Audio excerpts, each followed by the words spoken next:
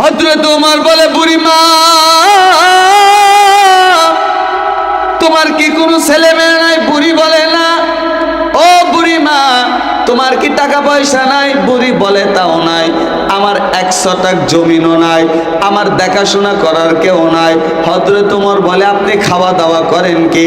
বুড়ি বলে, বাবা রাস্তা দিয়া যখন মানুষ যায় আমারে দেখা যদি কেউ খাবার দেয় আমি খাই, আর যদি কেউ না দেয় আমি না খেয়ে থাকি। হযরত ওমর বুড়ির কথা শোনার পর অনেক বিব্রত হয়ে গেল। এত গরিব মানুষও আছে, এত গরিব মানুষও আছে।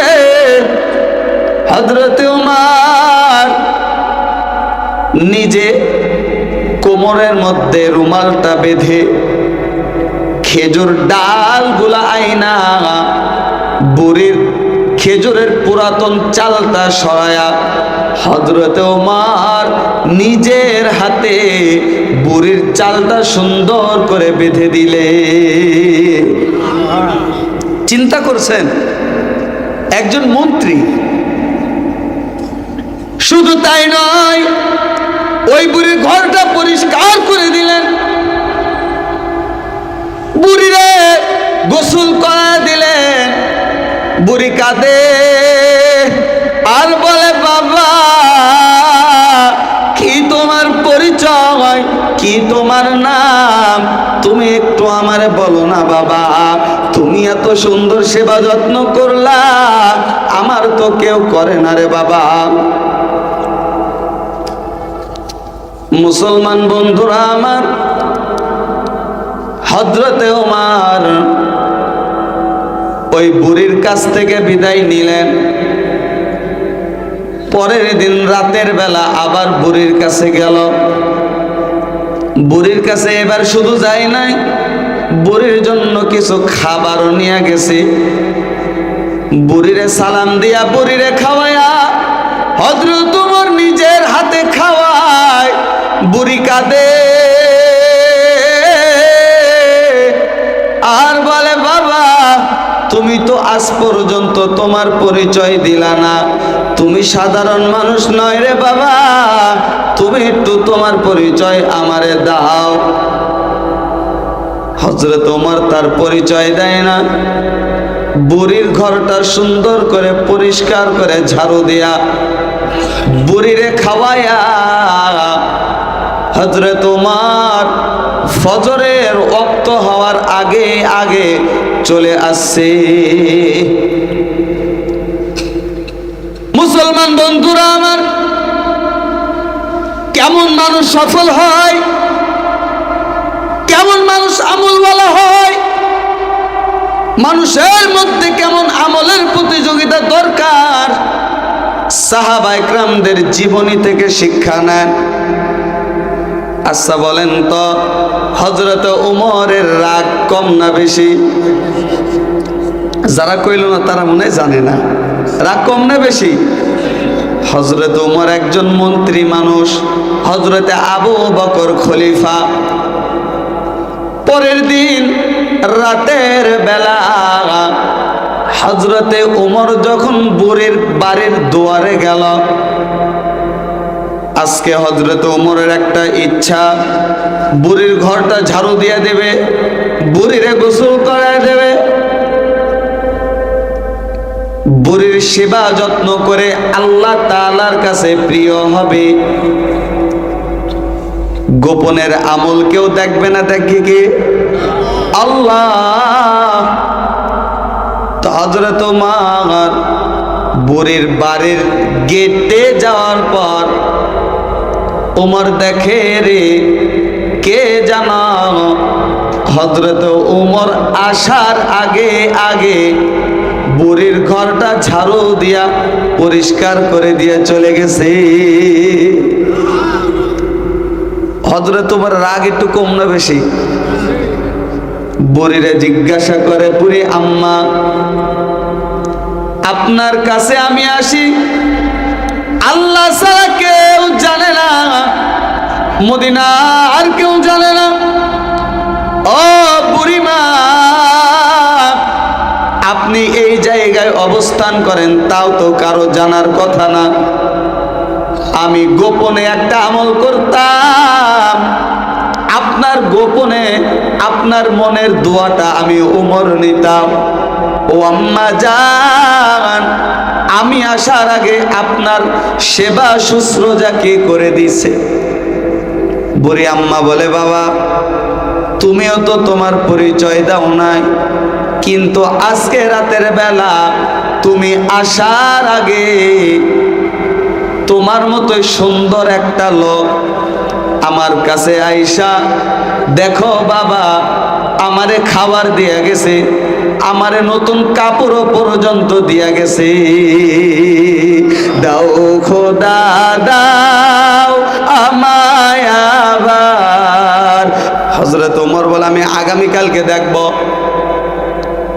হযরত ওমর পরের দিন আবার বুড়ির সেবা যত্ন করার জন্য যখন যায়, আজকেও দেখে রে হযরত ওমর আসার আগে কে জানো ওই বুড়ির ঘরটা মুইসা দিয়া, বুড়িরে গোসল করায়া, বুড়িরে নতুন পোশাক পরায়া হযরত ওমর আসার আগে আগে চলে গেছে। এই হচ্ছে ভাই হুজুরদের খেলা। আপনারা যে বলেন হুজুররাই দেশটারে খাইলো, খবরদার না, হুজুররা বরকত। কথা বলেন ঠিক কিনা? হুজুররা কি বরকত আর গজব তারা যারা নামাজ পড়ে না, যারা ইসলাম মানে না, কোরআন মানে না, আলেম উলামাদেরকে মানে না, তারাই হচ্ছে দেশের গজব। ও দুই একজনও বলল দেখি, কথা বলেন ঠিক কিনা? হযরত ওমর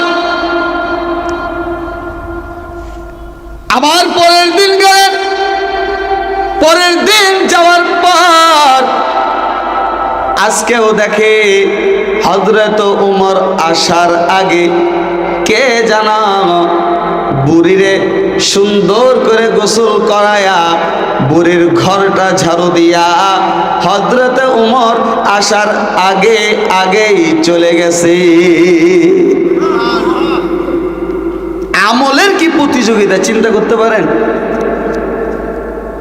গোপনে গোপনে কেউ যেন না দেখে। গোপনের আমল পছন্দ করে কি? রাতের আমল পছন্দ করে কি? আল্লাহু আকবার। আর আমরা তো অনেক ক্ষেত্রে এই বিশেষ করে এই রমজান মাসে দেখা যায় অমুক ব্যক্তি 1000 পিস শাড়ি দেবে, সামনে কয়েকশো ক্যামেরা থাকে, ঠিক কিনা? গরিব লোকদের সামনে করায় ছবি তুলে তাদেরকে ছোট করায়। আর শাড়িও তো শাড়ি না ভাই, শাড়ির মার্কা মশারি, এক ধোয়া দিলে ওই শাড়ির এই পার তো ওই পার সব দেখা যায়। কথা বলেন ঠিক কিনা? আর হুজুরদের হযরত উমরের সেবা কিরকম চিন্তা করে। আজকে যারা বলেন হুজুরদের সমস্যা, খবরদার না, হুজুররা বরকত, সমস্যা আপনাদের। হুজুররা কোনোদিন ক্ষমতায় যায় নাই, লুইটা পেটাও খাই নাই, ছিলেন আপনারা যারা নামাজ পড়েন না, যারা রোজা রাখেন না, যারা দান সাদকা করেন, আপনারা ছিলেন, আপনারা এই দেশটারে খাইছেন। কতক্ষণ ঠিক কিনা? আমি একটা কথা বলি, প্রায় মনে করেন আপনাদের এলাকায় রমজান মাসে দেখবেন যারা রোজা রাখে না তারা কিন্তু রোজার হিসাব বেশি করে, আর যে রোজা রাখে কবে যে 15টা চলেই যায় টেরই পায় না। ঠিক না? ঠিক না? এইরকম মনে করেন। আবার রোজা যেদিন 29টা হবে ওই দিন একটা টানা পড়া বাদে রোজা কি এবার 30টা হবে না 29টা হবে? হয় কি হয় না? কথা বলেন, কথা বলেন, হয় কি হয় না? এইরকম এক বেরোজদার মসজিদের পাশে দাঁড়ায় বলতেছে, এবার কি রোজা 30টা হবে না 29টা হবে? যদি 30টা হয় আর একটা রোজা রাখা লাগবে। আর এক শ্রেণীর বেরোজদার দেখবেন রোজা রাখে না, ইফতারি হইলে মসজিদে সবার আগে। কথা বলেন, কথা বলেন। আরে ভাই সারাদিন খাবার পরে আসরের পরে এমন ঝিমঝিম ভাব দেখায়, ওর চেহারা দেখলে মনে হয় আজকে রোজা মনে সেহরি সারাই করেছে। এইরকম 29 রোজার আগে দাঁড়ায় আছে, রোজাকে 30টা হয় না, আবার 20 টাকা তারাবি পড়া লাগে। তো সারাদিন খাওয়ার পর একটু বাথরুম চাপছে, দৌড়ায় মসজিদের বাথরুমে ঢুকছে। ঠিক যে বাথরুমে ঢুকছে আর এদিক দিয়া জোরে করে ছেলেপেলেরা আওয়াজ করতেছে, হুররে আগামীকালকে ঈদ। আর ওই বেরোজদার বাথরুমে আছে, ও খুশির ঠেলায় যে আর রোজা করতে হবে না, তারাবি পড়তে হবে না, চুরি করে খাওয়া লাগবে না, খুশির ঠেলায় বাথরুম করে যে পানি নিতে হয় ওইটি ভুলে গেছে। কোন রকম হাত ডলা মাইরে চলে আইছে। আইসে ইমাম সাহেব দোয়া করতেছে, আল্লাহ আজকের ঈদের চাঁদকে আমাদের জন্য মঙ্গলময় বানায় দেন। ওই লোকও মনে করেন ইমাম সাহেবের সঙ্গে মসজিদে ঢিকা উনিও হাত তুলেছে, আল্লাহুম্মা আমিন। হাতে কিছু আছে? আরে ভাই পানি নাই তো, নাই মানে ইমাম সাহেব দুয়া শেষে বলতেছে বিরহমাতিকা ইয়া আরহামার রাহিমিন। উনিও বলল বিরহমাতিকা ইয়া আরহামার রাহিমিন। ভাই হাতে কিছু ছিল, ওইগুলো লাগছে নাকে, ওইগুলো লাগছে মুখে। তো বলে রোজা 29টা হবে ভালো কথা, ঈদের চাঁদ উঠলো ভালো কথা, এইবার ঈদের চাঁদ এত গন্ধ কেন? এত গন্ধ কেন? আচ্ছা বলেন তো ভাই, গন্ধ কি চাঁদের না ওর নিজের? জোরে বলেন। গন্ধ কিন্তু চাঁদের না ওর নিজের। ঠিক আজ পর্যন্ত যারা আলেম ওলামা, টুপিওয়ালা, জুব্বালা, হুজুর, মৌলবী, মাওলানাদের দোষ দাও, তারা দেশটা খাইছে, আসলে তাদের দোষ না, দোষ তোমাদের। তোমরা দেশটাকে খাইতা, দেশটাকে লুটে পুটে খাইয়া দেশটাকে সমান বানায় ফেলছো। আর আজকে হুজুরদের দোষ দাও না। হুজুররা মানুষের খেদমত এইরকম করে, হযরত ওমর যে এরকম দেখাই দিয়েছে, মনে আছে তো? হযরত ওমর বলে, বুড়ি আম্মা, ও বুড়ি আম্মা জামান, রাতের বেলা আপনার কাছে কে আসছে বলেন? বুড়ি বলে, বাবা আমিও তার পরিচয় জানি না, আমি তো তোমারই পরিচয় জানি না। মুসলমান বন্ধুরা আমার, হযরত ওমর এমনিতে রাগী মানুষ, এমনিতে জেদি মানুষ। হযরত ওমর পরের দিন বলে, আর বাড়ি যাব না রে, আর বাড়ি যাব না। ঈশার নামাজ পড়ার পর বুড়ির বাড়ির পিছনের খেজুর গাছে বসে থাকবো, আমি দেখব কে রে আমার গভীর রাত্রের আমলের মধ্যে ভাগ বসাইছে। চিন্তা করছেন? আজকে দেখেই ছাড়বো আমার আমলে কে ভাগ বসে। আল্লাহু আকবার, আল্লাহ, কি ছিল তাদের আমলের পরিধি। হযরত ওমর জেদি মানুষ, হযরত ওমর রাগী মানুষ। রাতের বেলা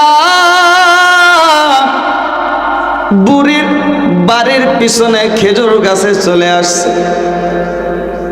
আজকে দেখে সারব কে রে আমার আমলের মধ্যে ভাগ বসাইছি। রাত যখন গভীর হয়, রাত আস্তে আস্তে গভীর হয়, আস্তে আস্তে গভীর হয়।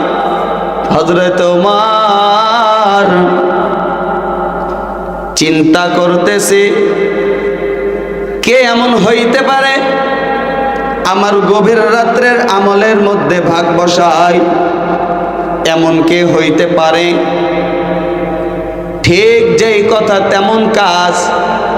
গভীর রাত্রে মদিনার রাস্তার দিকে নজর করে ওমর, মদিনার রাস্তার দিকে ওমর তাকায় আছে। আয় আল্লাহ, গভীর রাতের আমল তুমি পছন্দ করো, ও মালিক, আজকে আমি দেখবো আমার আমলের মধ্যে কার এত লোভ। হযরত ওমর দেখে রে মদিনার দিক থেকে উঁচা লম্বা একটা ব্যক্তি আসতেছে, লম্বা জামা গায়ে দেওয়া, হাতের মধ্যে একটা পুটুলি বাঁধা, পাগড়ির পিছন দিয়া তার মুখটা বড় বাঁধা। হযরত ওমর বলে, আজকে ধরব, আজকে ছাড় হবে না, আসো ওমর দাঁড়ায় আছে। মদিনার দিক থেকে ব্যক্তিটা আসতেছে। মুসলমান বন্ধুরা আমার, আজকে আপনি আমি সুদ খাওয়া ঘুষ খাওয়া নিয়ে প্রতিযোগিতা করি, কে কার চাইতে সুন্দর বাড়ি বানাইতে পারে, কার চাইতে বড় দোকান করতে পারে, কার চাইতে বড় কোম্পানি করতে পারে, কার চাইতে বেশি টাকা জমাইতে পারে, এই প্রতিযোগিতা। কিন্তু সাহাবারা কেমন ছিল, সাহাবারা কেমন ছিল? হযরত ওমর তাকায় আছে। যেই না অচেনা লোকটা মদিনার রাস্তা দিয়ে আইসা বুড়ির বাড়ির গেটে আইসা বুড়িরে সালাম দিল, আসসালামু আলাইকুম ওয়া রাহমাতুল্লাহ। যেই না বলছে, হযরত ওমর আর চিনতে বাকি নাই, আমি কার বিরুদ্ধে দাঁড়াইলাম, আরে আমার সঙ্গে কে প্রতিযোগিতা শুরু করলো।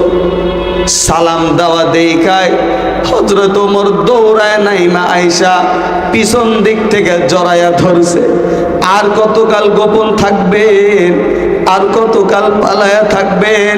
আজকে ধরা পড়ে গেলেন, আজকে ধরা পড়ে গেলেন। তিনি আর কেউ নয়, হযরত ওমরের সঙ্গে যিনি আমলের প্রতিযোগিতা করে তিনি হচ্ছেন খলিফা আবু বকর সিদ্দিক। ইমানের পথে অবিচল থেকে আমার মরণ যেন হয়, ইমানের পথে অবিচল থেকে আমার মরণ যেন হয়। তোমারই কাছে মিনতি আমার, তোমারই কাছে মিনতি আমার, মহামহিম দয়াময়। ইমানের পথে অবিচল থেকে আমার মরণ যেন হয়। জোরে জোরে কোন আল্লাহুম্মা আমিন। কেমন ছিল সাহাবাদের আমল? পায়ে হাত রেখে বলে যায়, বাজান আমাদের আমলের জিন্দিগিটা একটু পরিবর্তন করতে হবে। দৈনিক সুবহানাল্লাহ, আলহামদুলিল্লাহ, আল্লাহু আকবার বলবো, কোরআন শরীফের তেলাওয়াত করব। আজকের যে মেরাজের রজনী রে বাজান, আমরা তো মেরাজের ওয়াজ শুনি। আল্লাহ তাআলা তার নবীকে নিয়েছেন, আল্লাহ তাআলা তার বন্ধুকে নিয়েছেন, কিন্তু কেন নিল? ভালো করে খেয়াল করেন। যে সময়টা আল্লাহ তাআলা তার বন্ধুকে নিল, ওই সময়টা আমার নবী অনেক বড় টেনশনে ছিল। আমার নবীর মধ্যে অনেক যন্ত্রণা ছিল। কেমন যন্ত্রণা? আমার দয়ার নবী, মায়ের নবীর মা নাই, আমার নবীর বাবা নাই, আমার নবী বড় এতিম, আমার নবী বড় এতিম। আমার নবীরে যখন মক্কার লোকজন অত্যাচার করা শুরু করলো, আমার নবী যায় নবীর দেহের মধ্যে পাথর মারে, আমার নবী নামাজের সিজদা দেয়, আমার নবীর দেহের মধ্যে মরা উটের নারী ছেড়ে দেয়। আমার নবীরে 3 বছর আটকায় রাখল। মক্কার মধ্যে আল্লাহর নবী যখন হযরতে তারেক ইবনে আব্দুল্লাহ বলে, আমি একদিন দেখলাম, তখন আমি মুসলমান হই নাই, আল্লাহ নবী রাস্তা দিয়ে যাচ্ছিল, পিছন থেকে আবু লাহাব একটা ব্যাগের মধ্যে পাথর আল্লাহর নবীর দিকে মারতেছে, আল্লাহর নবীর পায়ের দিকে মারে, আল্লাহর নবীর পাও ফেটে রক্ত পড়ে। এত জুলুম নির্যাতনের পর আল্লাহর নবী গেলেন তায়েফে। তায়েফ আল্লাহর নবীর নানাদের দেশ। তায়েফে যাওয়ার পর আল্লাহর নবী মনে করলেন এইখানকার মানুষ অন্তত আমাকে কিচ্ছু বলবে না। কিন্তু ঘটনা বিপরীত, তায়েফের লোকজন তাড়াইয়া দিল। ছোট্ট ছোট্ট যুবকদেরকে আল্লাহর নবীর পিছে লেলাইয়া দিল আর বলল, তোরা যা, ওই মক্কা থেকে একটা পাগল আছে, পাগল, তোরা যে যত বেশি পারবি পাথর মারবি। আল্লাহর নবীর দিকে পাথর মারা শুরু করছে। আল্লাহর নবীর দিকে নারে তাকবীর, নারে তাকবীর। প্রধান অতিথির আগমন, নারে তাকবীর। আলহামদুলিল্লাহ, রাত অনেক হয়ে গেছে। ইনশাআল্লাহ আমার আলোচনা এখানে সমাপ্ত। আল্লাহ তাআলা যা কিছু বললাম আগে আমাকে এবং আপনাদেরকে আমল করার তৌফিক দান করুক। ওমা আলাইনা ইল্লাল বালাগ। আসসালামু আলাইকুম ওয়া রাহমাতুল্লাহি ওয়া বারাকাতুহু।